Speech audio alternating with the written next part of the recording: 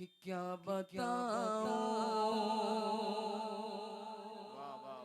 कि क्या मदीना है कि नहीं। आप लोग आप हैं बरेलवी। अभी लफ्ज़े बरेलवी तो वैसे ही ट्रेंड चला हुआ है। पता नहीं कितनी तारीखें लोगों ने बता दी। गौसे आजम बरेलवी थे क्या, क्या गरीब नवाज भी बरेलवी थे क्या, क्या फलां साहब बरेलवी थे क्या। साहब ये क्या इसमें झंझट करना है। बरेलवी क्या है? बरेलवी तो गैरों को दिया हुआ है। अभी तो एक साहब ने लिखा ये तो गैरों को दिया हुआ है। मैं मानता हूँ गैरों ने दिया है, हमें दे दिया, हमने ले लिया। अब ये हमारी पहचान बन गई ना। अब हम ये ना कहें कि गैरों का दिया हुआ है, अगर हम अपने आप को बरेलवी कहेंगे तो हम अछूत हो जाएंगे, ऐसा नहीं है। ये वही लोग बोलते हैं जिनको जो अपने आप को डिस्टर्ब समझते हैं मसले के आला हज़रत में, वही अपने को बरेलवी कहना जी कहिए ना, समझ रहे हैं। जिसमें भी कहीं से चोरी से कुछ है छुपा हुआ, उनको खुद को बरेलवी कहने में हेजिटेशन महसूस होती है। हमें गैरों ने समझा दिया कि आप बरेलवी हो, हमने नहीं कहा कि हम बरेलवी हैं। गैरों ने, दुश्मनों ने हमारे अमल को देखा, हमारे काम को देखा। उन्होंने देखा कि ये अल्लाह वाला है, रसूल वाला है, मोहब्बत रसूल की बातें करता है, औलिया और सालिहीन से मोहब्बत करता है, सहाबा की अजमतों की बातें करता है, हज़रत मौला अली की मोहब्बतें इसमें है। जब सारे आमाल देखा तो गैरों ने कह दिया कि ये बरेलवी है। क्यों कहा? क्योंकि बरेली वाले को हमने फॉलो किया था, बरेली के ताजदार को हमने माना था, बरेली के ताजदार को हमने माना था, उसको फॉलो किया था। अब उनको फॉलो करने की बुनियाद पर लोगों ने हमें बरेलवी कह दिया, तो इसमें कबाहत क्या? हमने इसे अडॉप्ट कर लिया, हमने ले लिया, इसमें कोई बुरी चीज नहीं है। अब जब हमने ले लिया तो बरेलवी कहलाना ये हमारी पहचान बन गई साहब, ये हमारी पहचान है। सुन्नी होना कह देना काफी नहीं है। ऑन कैमरा में कहता हूं, आज की तारीख में अगर कोई ये बोलता है कि मैं सुन्नी हूं, एक बात बताइए, डिटेल में बताऊं। सब बोलते हम इंसान हैं, काफिर भी इंसान, जालिम भी इंसान, मुसलमान भी इंसान। इंसान होने में दोनों बराबर हैं, काफिर मुस्लिम दोनों बराबर हैं, दोनों इंसान हैं। लेकिन अल्लाह का करम देखिए कि अल्लाह ने हमें काफिरों के घर में नहीं, मुसलमानों के घर में पैदा फरमाया। अब वो काफिर इंसान से हम मुमताज हो गए कि नहीं? हम उनसे अलग हो गए। अब मुसलमानों में भी कैटेगरीज आ गई, कहीं सुन्नी के नाम, सुन्नियत के नाम पे, कहीं वहाबियत के नाम पे, कहीं कादियानियत के नाम पे, कहीं किसी और नाम पे, बहुत सारे तफरीके इसमें डिफरेंसेस पाए गए। तो हर जगह अलग अलग हिसाब से लोगों ने माना। आज की तारीख में अगर हम गौर करते हैं, जिसे सबसे बेस्ट मुसलमान कहा जाता है हर एंगल से, मौला अली की मोहब्बत की बात की जाए तो उसमें हो, सिद्दीक़ अकबर की वफा की बात की जाए तो उसमें हो, फारूक आजम से मोहब्बत की बात की जाए तो उसमें हो, गौसे आजम से उल्फत की बात की जाए तो उसमें हो, हर तरह से औलिया और सालिहीन की मोहब्बत उनमें हो, तो सिर्फ एक जमात दिखाई देती, वो जमात अहले सुन्नत की जमात है, सुन्नियों की जमात है। अब सुन्नियों में भी आज की तारीख में हमारी समझ से बहुत सारे डिपार्टमेंट पैदा होने लगे। लोगों ने अपनी अपनी जमातें बना ली। सुन्नी कहलाने वाले, अपने को हनफी कहने वाले, इमाम आजम के मसलक को मानने वालों ने अपना रास्ता बदला, अपना मसलक बदला, अपना तरीका बदला, अपना किरदार बदला, जीने खाने का अंदाज बदला, हर तरह से उन्हें पढ़ने लिखने का अंदाज बदला, समाज बदला, मदरसा बदला, मस्जिद बदला, हर तरह की सूरतें उन्होंने बदली, कपड़ा बदला, पोशाक बदला, हर तरह की तफरीक आ गई। सुन्नियों में जब ये तफरीक आ गई तो अब हम कैसे कह सकते हैं अपने आप को सिंगल सुन्नी? कैसे कह सकते? सिर्फ सुन्नी कहलाने का हकदार हम तो हैं, मगर हमारे अलावा भी तो कोई और है। उनसे हमको बचना है ना, उनसे हमको अलग करना है। तो उनसे अलग करने के लिए सिर्फ सुन्नी कह देना काफी नहीं है। सुन्नी एंड बरेलवी,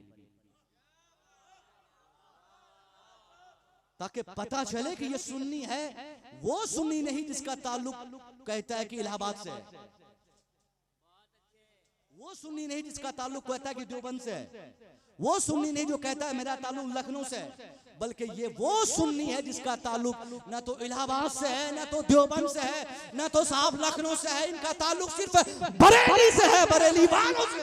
नारे तकबीर, नारे रिसालत, मसलके आला हजरत, फैजाने आला हजरत, बस्ती बस्ती करिया करिया, फैजाने सरकारे सुरकाही, सरजमीने गनीपुर बेजा। इसलिए फख्र से कहा जाए कोई समझौता नहीं, कोई समझौता नहीं। हम सुन्नी भी हैं मगर सिर्फ सुन्नी नहीं है। अगर कोई सिर्फ सुन्नी कहता है समझिए 50% सुन्नी 50% मिलावट है। समझिए 50% वो अहले सुन्नत का मानने वाला और 50% इनके अंदर कोई चीज कोई गलाजत फंसी हुई है। इसलिए सिर्फ अपने को सुन्नी कहता।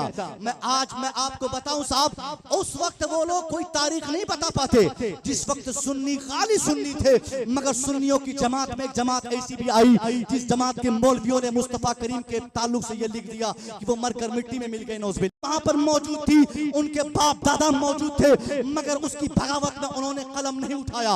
उस वक्त जब अल्लाह झूठ बोल सकता है का अकीदा रखने वाले इसी भारतवर्ष में पैदा हुए, उसने किताब लिखी, दुनिया को बता दिया कि ऐसा माहौल क्रिएट हो गया। उसने बताया कि मज़ारात पे जाना शिर्क है, मगर ये सारे सुन्नी कहलाने वाले इनके बाप दादाओं के मज़ारात थे, मगर इन लोगों ने खामोशी से उनकी बातें सुन ली, जवाब नहीं दिया। जवाब आज से 125 साल पहले इसी हिंदुस्तान की सरजमीन पर किसी जगह से हम सुन्नियों के लिए आया, वो सिर्फ बरेली की सरजमीन है। बरेली से जवाब आया, बरेली ने जवाब दिया, और ऐसा जवाब हथियार की शक्ल में बरेली शरीफ से हमें दिया गया जो सुन्नी इस्तेमाल करते शौक से। इसलिए जब हथियार बरेली का इस्तेमाल करते तो लक़ब और खिताब भी बरेली का इस्तेमाल होगा। किताबें बरेली की इस्तेमाल होती है तो अल्फाज और खिताब भी बरेली के इस्तेमाल होंगे। आप बोलते हम सुन्नी हैं, हम आला हजरत को नहीं मानते, मगर उनके पास भी फतवे की किताब आप तलाश करें तो आज की तारीख में जिनको बरेली से नफरत है उनकी अलमारी में भी फतवाए रज़विया मौजूद है, जो कहता है कि साहब हम आला हजरत को सही दिल से समझते नहीं, आला हजरत ने ये किया वो किया, मानना जरूरी है क्या, ईमान का हिस्सा है क्या, आला हजरत को नहीं मानेंगे तो क्या मुसलमान नहीं रहेंगे क्या? इस तरह की गलाजत भरी बातें करते। किस सुन्नी ने कहा कि आला हजरत को मानना मुसलमान बनने के लिए जरूरी है? कोई सुन्नी नहीं कहते, मगर यह मोहब्बत की बात है, यह अकीदत की बात है, यह चाहत की बात है, यह उल्फत की बात है। जिस शख्सियत ने हमारे ईमान और अकीदे की हिफाजत के लिए पूरी जिंदगी कुर्बान कर दिया, तो हमने भी अपना अकीदा बना लिया कि वो आला हजरत का नाम हमारे ईमान और अकीदे से नारे तकबीर, नारे रिसालत, मसलके आला हजरत, मसलके आला हजरत, उलमाए अहले सुन्नत, नारे तकबीर, नारे रिसालत, पेशवाए अहले सुन्नत वल जमात बन गए, आलमे इस्लाम की वो एक जरूरत बन गए। यूं नवाजा अपनी रहमत से मेरे सरकार ने।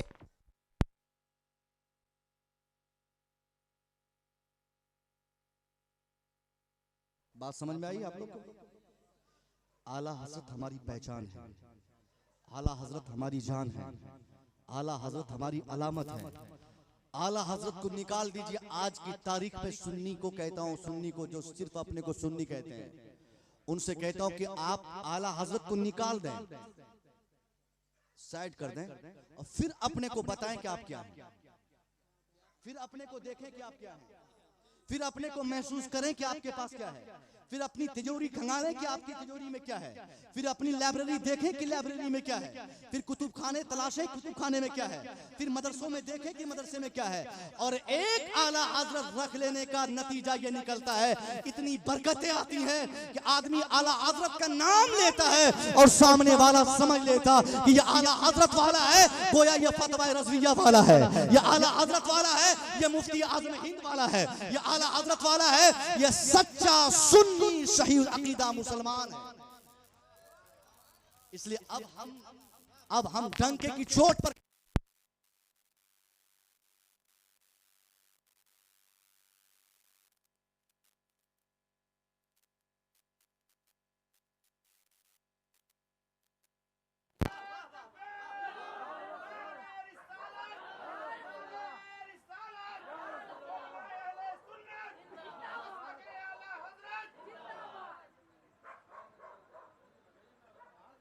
तो लफ्ज़े बरेलवी क्या है? हमारी पहचान है। अगर कोई बोले कि हुजूर मुफ्ती आज़म हिंद ने फरमाया है कि ये गैरों का दिया हुआ खिताब है, टाइटल है, हमें इस्तेमाल नहीं करना है, सरकार ताजुल शरिया ने फरमाया कि हमें इस्तेमाल नहीं करना है, सारी बातें सही है, मगर अब जरूरतन हमें इस्तेमाल करना ही करना है, क्योंकि ये हमारी पहचान है, ये इम्तियाज के लिए, ये एक डिफरेंस के लिए, ताकि समझ में आ जाए कि ये सुन्नी किस डिपार्टमेंट का है, किस ताल्लुक से है, किस हवाले से ये अपने को सुन्नी कहता है।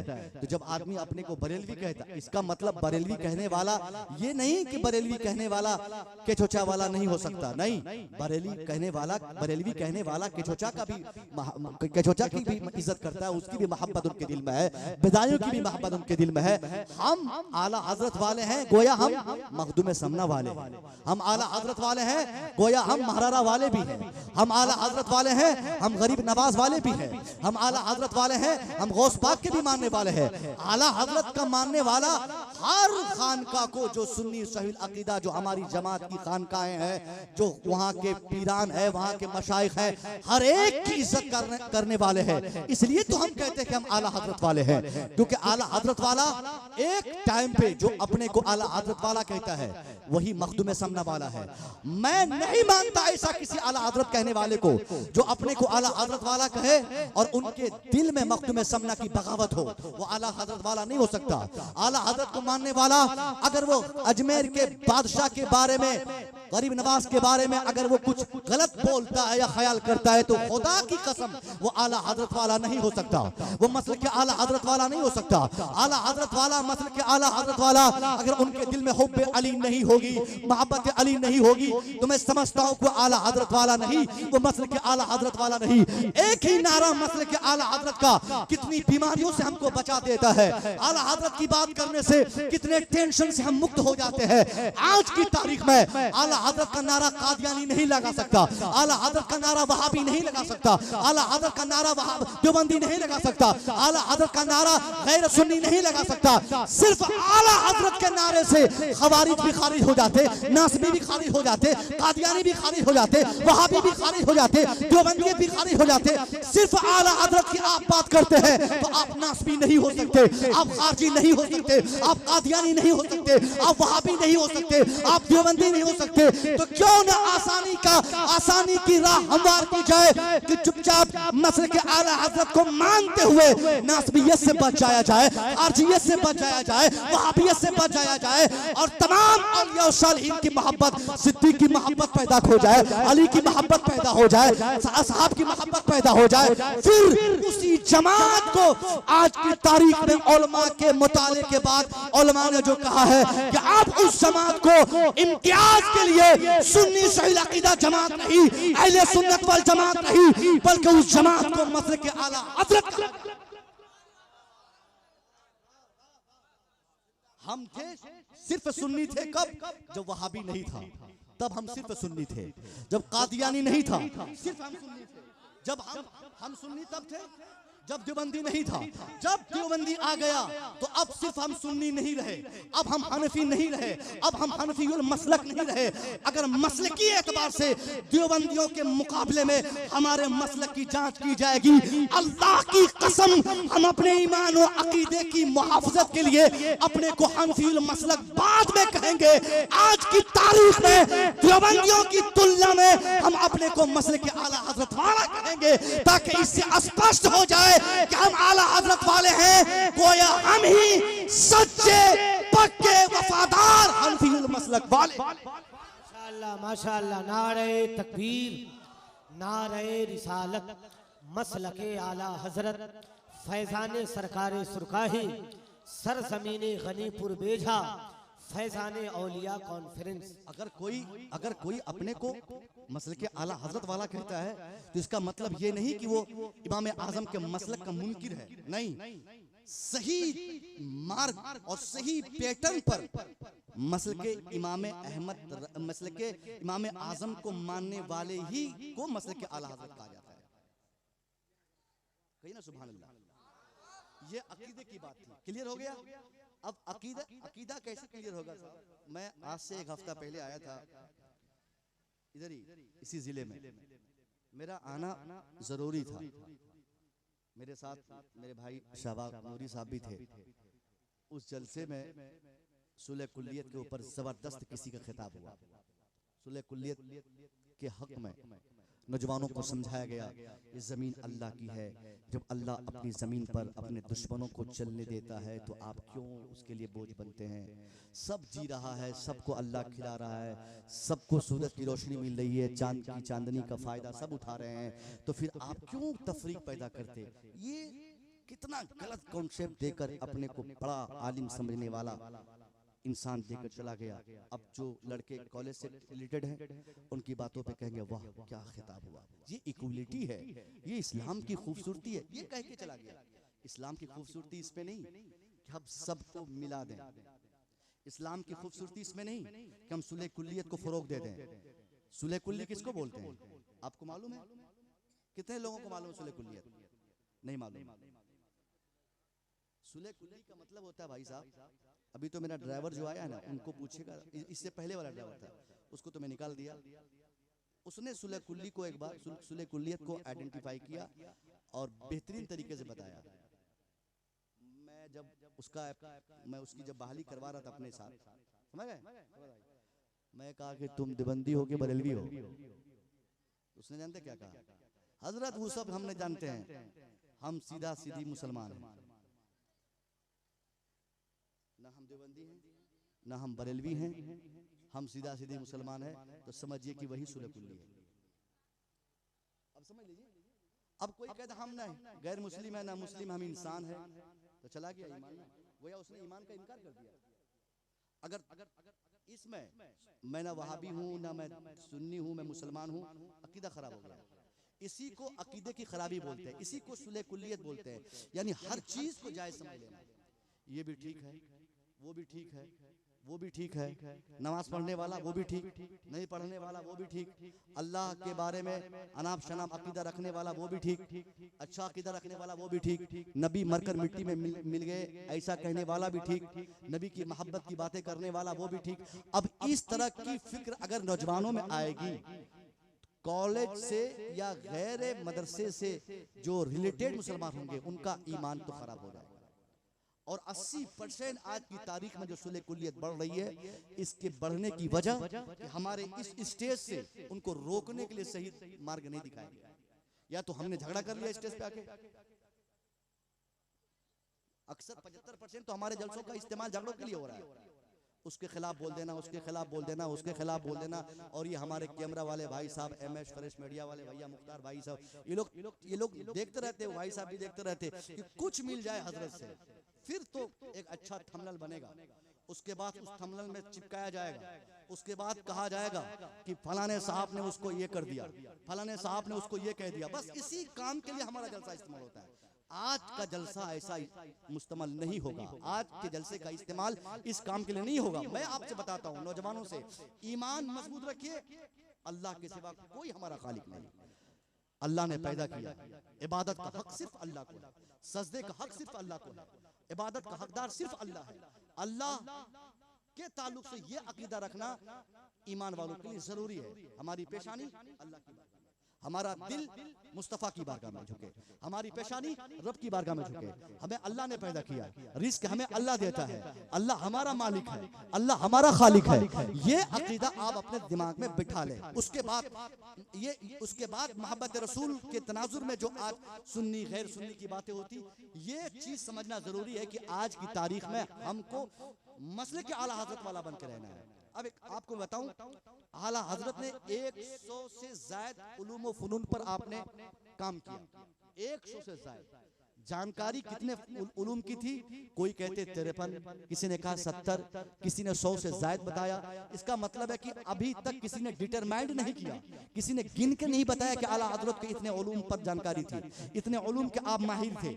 आप फलसफा जानते थे, 1 नंबर के फलसफी थे, आप मंतिक भी जानते थे, 1 नंबर के मंतिकी थे, आपको साइंसी उलूम में भी महारत थी, 1 नंबर के साइंटिस्ट उस जमाने के। आपके किताबों को पढ़ के हम कह सकते हैं कि आप उस जमाने के साइंटिस्ट थे। आप मुहद्दिस भी थे, आप मुफक्किर भी थे, आप मुफस्सिर भी थे, आप शायर भी थे, मगर फिर भी आज जिस नाम से आला हज़रत को जाना जाता है, कोई ये नहीं कहता मुहद्दिस इमाम अहमद रज़ा, कोई ये नहीं कहता मुफ्ती इमाम अहमद रज़ा, कोई ये नहीं कहता शायर इमाम अहमद रज़ा, कोई ये नहीं कहता मंतिकी इमाम अहमद रज़ा, कोई नहीं कहता फलसफी इमाम अहमद रज़ा, कोई नहीं कहता कोई ये नहीं कहता कि मंतिकी इमाम अहमद रज़ा। यानी आपके उलूम व फ़नून के हवाले से आपका प्रचार या आपका तारुफ नहीं किया जाता। मुसव्विर तकरीर करता, ये लोग बोलेंगे मुकर्रिर जो मुसव्विर है उसी की बात कर रहे हैं। यानी हमारे पेशे से हमारा नाम होता है, हमारे काम से हमारी तशहीर होती है, हमारे काम और किरदार से लोग हमको पहचानते हैं कि वो काम करते हैं, वो काम करते हैं। आला हज़रत के पास ये सारे उलूम थे। दुनिया ने ये नहीं कहा मुहद्दिस इमाम अहमद रज़ा, दुनिया ने ये नहीं कहा शायर इमाम अहमद रज़ा, दुनिया ने ये नहीं कहा मुफस्सिर इमाम अहमद रज़ा। हाँ, किसी एक नाम से इमाम अहमद रज़ा को दुनिया भर में जाना गया, या किसी एक नाम से आपका तारुफ दुनिया ने पेश किया। वो नाम कोई फन नहीं, वो नाम कोई किताब नहीं, वो नाम कोई चैप्टर नहीं, वो नाम अगर कोई नाम किसी वजह से दिया गया, वो सिर्फ मोहब्बत रसूल का मैदान था, वो इश्क़ रसूल का मैदान था। वफादार रसूल बनकर आला हज़रत ने फलसफा पे काम किया, मोहब्बत रसूल से सरशार होकर आपने शायरी की। इसलिए तमाम उलूम व फ़नून के मैदान को दुनिया भूल कर आला हज़रत का तारुफ पेश करते हुए आशिकों का इमाम कह के दुनिया ने तारुफ पेश किया। इसको मोहब्बत को हम लोग बोलते हैं ना, आला हज़रत क्यों बोलते हैं? यानी मोहब्बत की बात, मोहब्बत रसूल की अगर बात होती है तो आला हज़रत का नाम आपके ज़माने में सरे फेरिश्त रहता है, सरे फेरिश्त। इसलिए जिस मोहब्बत रसूल में आप जिए, उसी मोहब्बत रसूल के पैगामात आपने अपने मानने वालों को दिए। अब हमारा हक है कि हम उसी मोहब्बत रसूल में सरसार होकर अपनी ज़िंदगी को तमाम करें। ये हमारे लिए सबसे बेहतरीन कामयाबी की राह होगी। ये 2 पॉइंट मैंने बताए, ईमान और अकीदा। अब तीसरी कामयाबी की जो सीढ़ी है हमारे लिए, वो तीसरी कामयाबी की सीढ़ी वो अमली एतबार से, दुनियावी एतबार से भी जरूरी है। आज की तारीख में ईमान और अकीदे की खराबी यह हमारी नाकामी की एक वजह थी, और हमारी नाकामी की दूसरी वजह क्या है? हमारे बच्चों में जिहालत। एक तो बदतमीजी थी ही, बदअकीदगी थी ही, ईमान की कमजोरी थी ही। ईमान अगर आपका मजबूत हो गया, अब आप आखिरत के लिए अच्छे हो गए। ईमान मजबूत हो गया, अब आपको आखिरत में भलाई मिलेगी। आपने अकीदे दुरुस्त कर लिए, आप इसके सारे बेनिफिट्स मरने के बाद आपको मिलेंगे। मगर इस दुनिया में जहां आप पैदा हुए हैं, जहां आपको इस दुनिया को भी आपको जन्नत बनाना है, इस दुनिया को भी आपको रंगीन करना है, इस दुनिया में भी आपको खुशहाली मिले। अगर आप ये चाहते हैं कि दुनिया की भी सारी बहारें आपको नसीब हो, तो ईमान और अकीदे की हिफाजत के बाद दूसरा सबसे बड़ा काम ये करना है कि आपको अपनी औलाद को जहालत से दूर कर देना है, इस समाज को जहालत से दूर कर देना है। आपको इस माहौल में इल्म के फरोग पे काम करना है, यहाँ पे एजुकेशन लाना है, यहाँ पे फरोग तालीम के लिए काम करना है। साल भर में जितने पैसे जहाँ खर्च होते हैं वो तो होके रहेंगे, मगर सबसे ज्यादा पैसे अगर आपको किसी मैदान में खर्च करना है तो वो मैदान सिर्फ तालीम का मैदान हो, वो मैदान सिर्फ एजुकेशन का मैदान हो। आप अगर तालीम पे खर्च करने के लिए अपने आप को आगे बढ़ा देंगे, मैं कसम खा के कह सकता हूँ, जिसका बच्चा पढ़ा लिखा रहेगा वो बच्चा अपने इल्म की बुनियाद पे अपना ईमान भी कंट्रोल में रखेगा, अपना अकीदा भी बचाएगा और अपनी दुनिया को भी आबाद करेगा, अपनी आखिरत भी बना देगा। इल्म क्यों जरूरी है? इल्म क्यों जरूरी है? इल्म कोई कहता है कि नौकरी के लिए। अगर आप में से कोई तैयारी किए हो, एग्जाम दिए हो और फेल हो गया, नौकरी नहीं मिली हो, तो आपसे मैं कहता हूँ बच्चा सुनो, पढ़ने का मकसद नौकरी पाना नहीं होता। सिर्फ 2% लोगों को नौकरी मिली इंडिया में, सिर्फ 2%। तो 98% लोग इसको मतलब नाकाम है। नहीं, नौकरी का मतलब पैसा कमाना नहीं, ये इल्म का मतलब पैसा कमाना नहीं, तालीम का मतलब मकान बनाना नहीं, तालीम का मतलब जॉब पाना नहीं। तालीम इसलिए भी हमारे लिए जरूरी है ताकि इससे हमारा ईमान बचे, इससे हमारा अकीदा बचे, इससे हमारी दुनिया भी आबाद हो, इससे हमारी आखिरत भी आबाद हो, इससे हमारी नमाज दुरुस्त हो, इससे हम अल्लाह को पहचान सके, इससे मुस्तफ़ा की तारीख पढ़ सके, इससे मुस्तफ़ा के बायोग्राफी का अध्ययन कर सके, इससे औलिया और सालिहीन की बात जान सके, उनकी जिंदगी पढ़ सके। इसीलिए हम कहते हैं कि तालीम न सिर्फ दुनिया बनाने के लिए बल्कि तालीम आखिरत बनाने के लिए भी जरूरी है, तालीम दुनिया बनाने के लिए भी जरूरी है। और इसी तालीम पे आज की तारीख में सबसे कम काम करने वाले पूरी दुनिया में अगर कोई कौम है तो वो कौम मुस्लिम है। यहाँ जितने बच्चे हैं, अब बेटा क्या पढ़ते हो? पढ़ते हो तो क्या पढ़ते हो? उसमें हिफ्ज़ कर रहे हो नाजरा, तो क्या करना है? इरादा क्या है? क्या बनना चाहते हो आप अपनी लाइफ में? हाफिज बनना, उसके बाद मस्जिद तरावी काम खत्म, ये ना होगा। हाँ, लेकिन बनाना है प्रोग्राम। आप बोलो कि मैं हाफिज बनूंगा, हाफिज बनने के बाद फिर किसी कॉलेज में जाऊंगा, हिफ्ज में जो मैंने याद किए, जो कुरान की आयतें मेरे सीने में महफूज हैं, उन आयतों पे मैं रिसर्च करूंगा। फिर टीवी चैनल पे बैठकर कुरान की हक्कानियत के खिलाफ अगर कोई आवाज उठाएगा, उसके सामने बैठकर उनकी आंखों में आंखें डालकर कुरान की आयतें पढ़ कर कुरान से मैं साबित करता रहूंगा कि पूरी दुनिया में किसी किताब ने अगर इंसानियत का रास्ता दिखाया है तो कोई और किताब नहीं, वो सिर्फ कुरान है। लोगों ने क्या सुन लिया? कुरान में साइंस है, आपने सुना है? सुना है? कुरान में फिजिक्स है, सुना है? कुरान में हिस्ट्री है, सुना है? लोग बोलते हैं, हमारे उलमा बताते हैं कि कुरान में इकोनॉमी है, कुरान में साइंस भी है, कुरान में तारीख भी है, कुरान में साहब जोलॉजी भी है, कुरान में बोटनी भी है, कुरान में मैथमेटिक्स भी है। एक हाफिजी को बुला दिया जाए, 1000 हाफिजी को बुला दिया जाए और उनसे कहा जाए कि कम से कम 2 आयत पढ़िए, आप 2 आयत, और पढ़ के बताइए कि कौन सी आयत से मैथमेटिक्स निकल रही है। हमारा ईमान है कि है कुरान में, हमारा अकीदा है कि कुरान में साइंस है, कुरान में फिजिक्स है, कुरान में बायोलॉजी है, कुरान में जोलॉजी है, कुरान में बोटनी है, कुरान में तमाम उलूम व फनून है। मगर हम सिवाय इसके अल्हम्दुलिल्लाह से नास तक तरावी में पढ़ाने के हमने कुछ नहीं सीखा कुरान से। इसके अलावा हमारा शौक ही नहीं, हमारा दिमाग ही वहां तक नहीं जाता कि कुरान का मकसद तरावी पढ़ाना नहीं है। बहुत सारे बच्चे हाफिज बन जाते, किसी के बच्चे अगर आप में से बनते हो तो सुन लीजिए, आपका बेटा हाफिज बन जाए तो ये आपने बड़ा काम नहीं किया। हाफिज गैर भी बन रहे हैं, आपके बच्चों से ज्यादा कुरान को हिफ्ज करने की होड़ अमेरिका और यूरोप में। वहां के काफिर इस्लाम दुश्मन, कुरान दुश्मन भी कुरान को हिफ्ज किए हुए हैं। कुरान का हक ये नहीं कि उसको हिफ्ज कर लिया जाए, कुरान का हक ये है कि उसको हिफ्ज भी किया जाए, उसे सीनों में महफूज भी किया जाए, उस पर अमल भी किया जाए और उसके मजाज को दुनिया को बताया भी जाए। ये कुरान का हक है। कुरान, पूरे कुरान को याद करना जरूरी नहीं है, मगर पूरे कुरान पर अमल करना जरूरी है। समझ रहे हैं? कुरान की हक्कानियत को दुनिया में बताना, और कौन बताएगा? वही हाफिजी से ये उम्मीद की जा सकती है ना, आलिमों से ये उम्मीद की जा सकती है। इसलिए हम अपना मजाज बदल दें, हम हिफ्ज करें तरावी के लिए नहीं, आलिम बने जलसा के लिए नहीं, मौलाना बने नमाज अजान के लिए नहीं। नमाज अजान तो हम करेंगे ही, ये हमारा काम है, ये हम नहीं करेंगे तो कौन करेगा? मगर इसके अलावा भी दुनिया को बहुत सारी उम्मीदें हमसे वाबस्ता है। हम खुलकर मैदान में आ जाए, हम अपनी बात दुनिया को बताएं, हम दुनिया को समझा दें। औरतों की इज्जत की बात आज हो रही है, औरतों की इज्जत की बातें होती है। लोग बोलते हैं कि इस्लाम ने औरतों के हुकूक पायमाल किए, मगर खुदा की कसम इस्लाम ने ही औरतों के हुकूक दिलाए।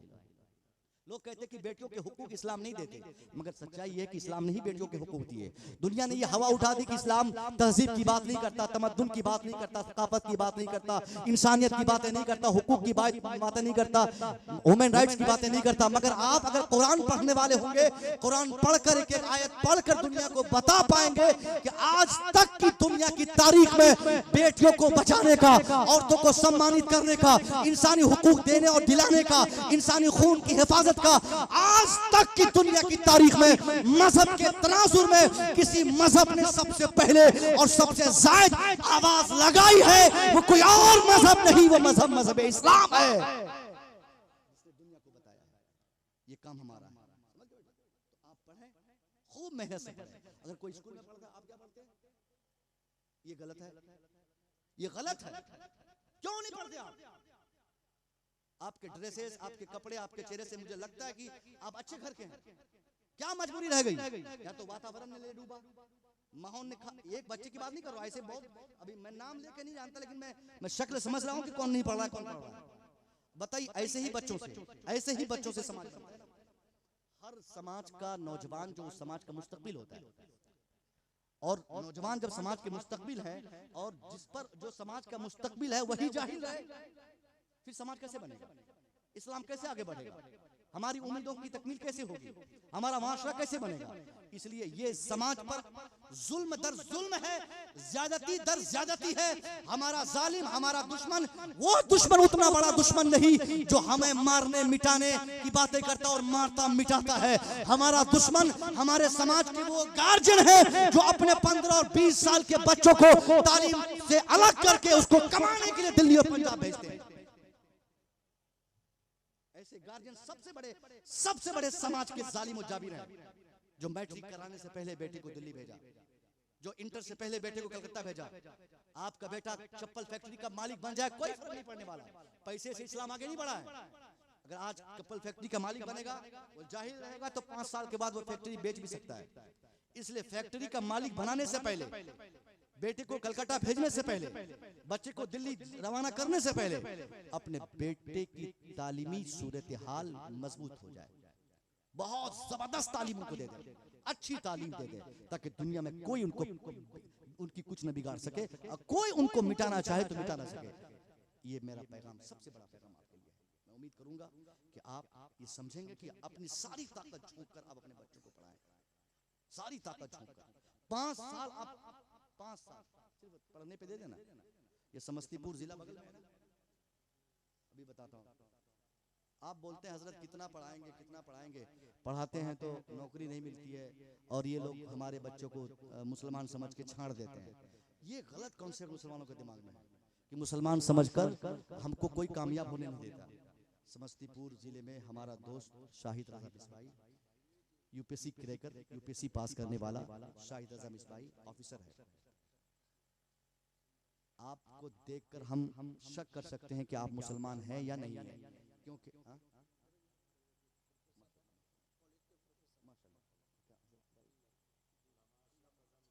अच्छा अशरफ मिसबाई साहब माशाल्लाह प्रोफेसर साहब हैं माशाल्लाह।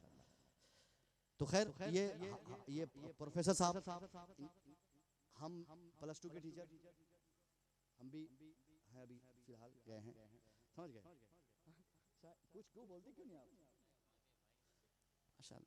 मतलब हम अपनी बात नहीं करते, मगर शाहिद रजा की बात इसलिए हम कर रहे हैं कि आपका ज़हन साफ हो। आपने दिमाग में बिठा लिया कि हमारा बेटा पढ़ेगा तो कामयाब नहीं होगा। ये गलत कॉन्सेप्ट है। इल्म एक ऐसी ताकत है जिस ताकत के सामने दुनिया की सारी ताकत फौत हो जाती है। इल्म के आगे कोई ताकत नहीं, कलम के आगे किसी चीज की ताकत काम नहीं आती। शाहिद रजा मिसबाही ऐसे वक्त में यूपीएससी का एग्जाम क्रैक किए थे जिस वक्त हिंदुस्तान आजाद हुआ था। अब आप कहिएगा नई तारीख मैंने सुनी है। हिंदुस्तान आजाद कब हुआ? 2014 में। 14, 15, 16, 17 आजादी के 3 साल के बाद 17 में यूपी भी आजाद हुआ था। उसी 17 में शाहिद भाई फॉर्म भरे यूपीएससी के एग्जाम का। 47 बोलने में क्या गलती है? क्यों बोलेंगे 47? हमको 17 बोलने वाले कहे गुनाह थोड़ी है। हम 17 बोले, 15 बोले, कोई बोले अभी आजाद हुआ, हम अभी बोल देंगे। शरीक बात तो है नहीं, जो बोलवाए वो बोलिए। बोले 14, हाँ 14 में आजाद हुआ हिंदुस्तान, चलो ठीक है मान गए। 14, 15, 16, 17 3 साल के बाद 17 में एग्जाम दिए, 18 में रिजल्ट आया। शाहिद रजा का जब रिजल्ट आया, उस फहरिस्त बनाई गई जहां मोहन का नाम, जहां सोहन का नाम, जहां गीता का नाम, जहां सीता का नाम, जहां रमेश का नाम, जहां गणेश का नाम, जिस रिजल्ट की फहरिस्त में लिखा था, उसी फहरिस्त में नुमाया तौर पर 5 वक्त नमाज पढ़ने वाला, बरकाती टोपी लगाने वाला, एक मुश्त दाढ़ी रखने वाला आलिम दीन शाहिद रजा मिसबाही का भी नाम शामिल था। यह बात बता दिया शाहिद रजा ने, जो पढ़ेगा वो आगे बढ़ेगा, जो पढ़ेगा उसको तरक्की मिलेगी, जो पढ़ेगा वो एग्जाम क्रैक करेगा।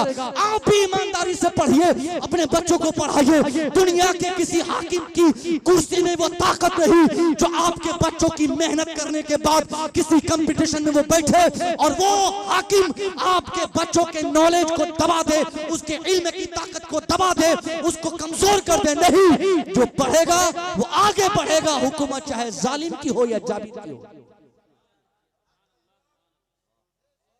शाहिद रजा मिसबाही एक मुश्त दाढ़ी रखा हुआ है, यूट्यूब में देख लीजिएगा आप सर्च करके।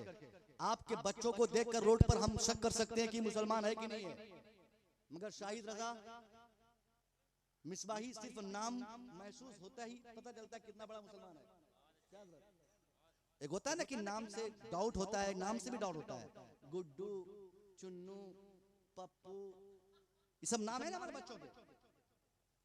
हमारे ड्राइवर साहब सो गए, उनका भी नाम यही है, समझ गए। उन्होंने कहा नाम बदलो यार तुम। बोला अब क्या बदलें, 4 बच्चे हो गए, अब क्या बदलें।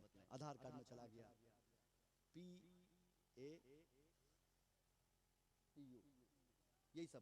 हमारे बच्चों के नाम तो नाम से शक होता है, मगर शाहिद रजा का ओरिजिनल नाम शाहिद रजा मिसबाही। आप नाम भी और चेहरे देखिए, माशाल्लाह बरकाती टोपी लगा के ऑफिस में बैठते हैं।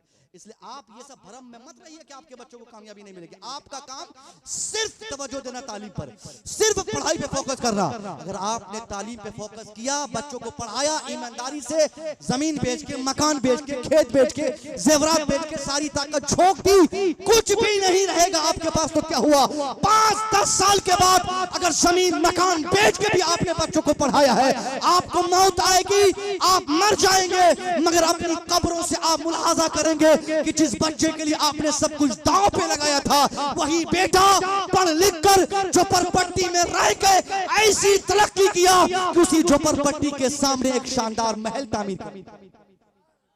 दुआ है मौला तबारक ताला बोलने में मुझसे, सुनने में आप सामीन से जो खता हुई हो अल्लाह इसे दरगुजर फरमाए। इंशाअल्लाह अब हमारे ताजुद्दीन भाई हैं, अजमत भाई हैं, शहबाज भाई हैं और भी दीगर खुतबा शोरा, मुफ्ती साहब किबला आएंगे, सबकी तकरीरें होंगी। मैंने शायद अपना काम अपने एतबार से किया, बेहतर किया। आपसे वही 3 पैगाम ईमान, अकीदा और इल्म बढ़ाने की बातें मैंने की। इंशाअल्लाह उम्मीद है आप इस पर अमल करेंगे। अस्सलाम वालेकुम।